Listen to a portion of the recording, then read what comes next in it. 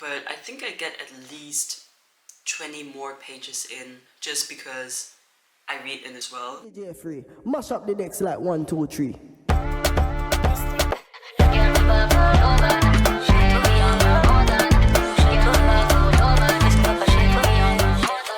Hey Cupcakes, welcome back, and if you're new here, I'm Neva. Welcome to my channel. In today's video, I want to share 5-ish tips and tricks on how to create a long-lasting and sustainable reading habit. Let's just dive right in. My very first tip, and maybe one of the most important ones that I still struggle with myself sometimes, is to read what you want and not read what you should. As much as I love all the online communities like BookTok, BookTube, and Bookstagram, they also come with a lot of pressure to be up to date and read the newest book obsession.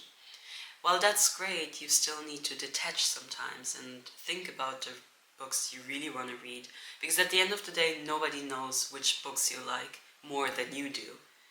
Or sometimes I feel the pressure or need to read more non-fiction, productivity, self-help books instead of all the fluffy romance I love to read. And then I go back within myself and just ask myself, but why? Because if I want to read a fluffy romance right now, then what's keeping me from reading a fluffy romance right now?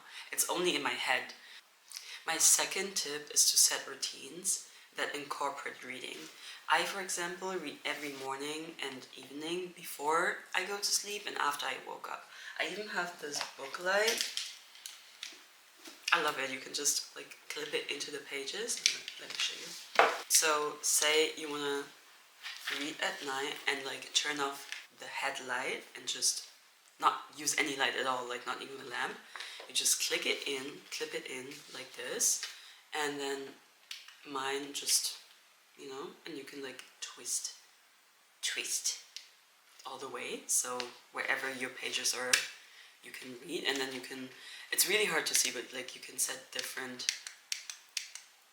modes of how like light the light is, and then you can set different lightings. I mostly use that one because, as I said, I read in the morning and the evening before I wake up. I don't need any harsh big lights, and this is great, especially if you have a book on the side table, so I don't even have to actually stand up or go anywhere. I can really do that first things first in the morning. I most of the time stand up and brush my teeth, get a tea and everything, just because I like it to be cozy and that's part of my routine in the morning. But you could just really wake up, open your eyes, bam, bam, bam, and then you're reading. So that's a huge tip for me, or something that really helped me to read more and more consistently as well.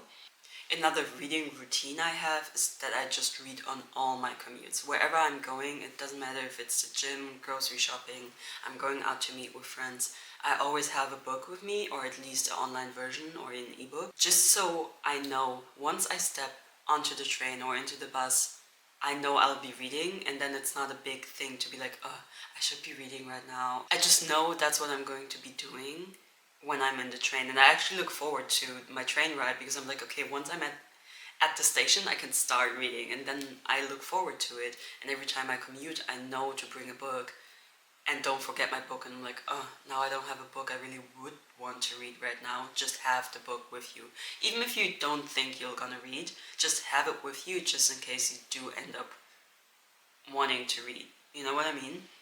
And one big one, which maybe is a bit weird, and I know that some people look at me like I'm crazy, but I love to read in the gym, like actually in the gym between my sets. So I'll work out, I'll be like, oof, and then like, your set is done, you're resting for, I don't know, depending on how you train, but like I rest 2 to 3 minutes-ish, and those 2 to 3 minutes-ish are at least 4 pages that I can read. So I'll do that, and then I'll just have a book in the gym with me, and then I'll just read a couple pages, and then I know, okay, I can go back to working out another set, and then I'll read again, and that's until my workout is done. And by the time my workout is done, I've had at least, maybe, depends, but I think I get at least 20 more pages in just because I read in the gym as well. My third tip, and something I like to expand on as well, is to create a world beyond just simply sitting down to read. And what I mean by that is to not just read and then open the book, read and then close the book and then it's done.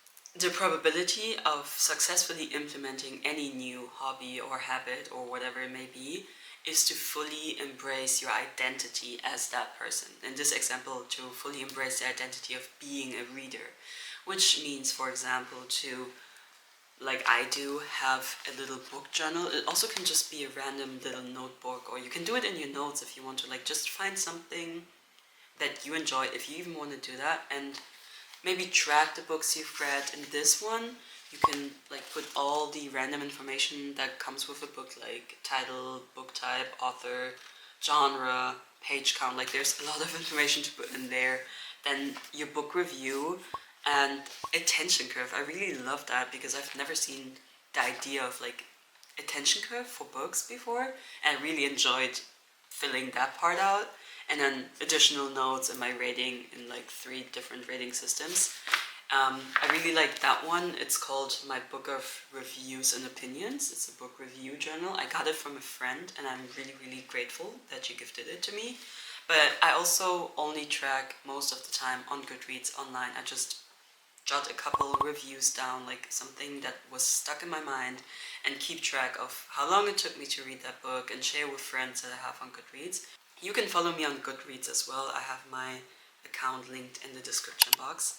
Yeah, the quintessence is to just enjoy reading the book beyond only reading the book. Maybe you're a journaler, but maybe you like to draw. Like every time you finish a book or in the middle of the book, you like to draw. I, for example, started annotating this year, which really made reading more fun, or even more fun than it was before. And that just helped me stick to the hobby a lot more than I did before. And one thing I want to try doing or start doing in 2025 is join a book club and have more like-minded people that I can sit down with and talk to. And at the end of the day, this whole account is me creating a world beyond just being a reader and talking to you guys, yapping about the books I'm reading. And I really want to expand on that next year as well. So maybe you give it a try. Just find something that you enjoy doing besides reading, and then try to incorporate that into your world of being a reader. Another tip that's I just forgot to mention, I guess it's the 5-ish one, is to always have a next book prepared. As you can see, these books are all the books that I still need to read and kind of wanted to read this year. I've started most of them as well. Well, actually no, this one I'm done with that one, but like you get what I mean. Like there's a lineup. There's a lineup. So I never struggle to find a next book. Like once I'm done with a book, I can literally straight away grab another one. And I don't even mean that you have to have a big physical TBR or anything like that. I just think that if you know what book you're gonna read next, it makes it so much easier to continue reading and being in the flow of reading, instead of reading the book and then putting it down, and then you have to think of the book you want to read. Then you maybe have to get it. If you're a physical reader, that means you need to go to a store or a bookshop, or you need to order it, and by the time it comes, you're maybe out of the mood to read because, I don't know, it could have been a week that go by before you actually can read the next book. So one thing I love to do is like simply thinking about, once I finish this, what do I want to read next? And maybe it's not what I want to read next. Maybe I'm in a whole different mood. Like I said, sometimes you want fluffy romance back to back to back to back. And I decided after my fluffy romance, I wanted to read this non-fiction autobiography or something. And then I'm not in the mood for it. That's okay. Then I have the privilege to just change my mood and have enough books. But that's a huge tip. Always have a next book at hand, or at least in your mind, so that there's not as much friction between you reading the book you're reading and then the next book. And finally, my last and most important tip is, don't forget that reading is supposed to be a comfort, cozy hobby. You don't have to stress yourself over any reading goals that you set just because other people are reading 100 plus books a year. If you're fine with reading one book a month or maybe one book every 2 months and that's your pace, that's totally fine. Stick with something that you can actually consistently continue to do. And if you try to rush yourself and keep being in the grind and like, I want to read just to fill up that goal that you set in the beginning of the year, that's going to take away from the joy that you have or that you could have by just simply reading for the sake of reading and enjoying every read you have. So just have fun with it and experiment. I love a good old heavy thick hardcover book, but they're too big to carry around all the time, so I don't. I most of the time have a little lightweight paperback with me when I'm outside. As I said, when I go to the gym, I'm not going to gym with this. This, like, I could, but this is a lot. This is not. And what I also like to do is go ebook. Because there are days where I don't want to carry a bag or it's just impractical to carry a book with me. So I, for the longest time, had the Kindle app on my phone. So you don't even have to break a bank and go buy the Kindle just because you want to become a reader. You can download the app for free onto your phone and then read from your phone all the Kindle books like you would on a Kindle. So that's a good alternative as well. Then sometimes I just read on my phone. When I was grocery shopping and I was in the grocery line, I would not whip out a book and be like, okay, I'm reading. But if you can scroll on your phone on Instagram while you're waiting for anything, you can scroll on your phone to read an ebook, or you can flip if you like to flip on your phone, whatever.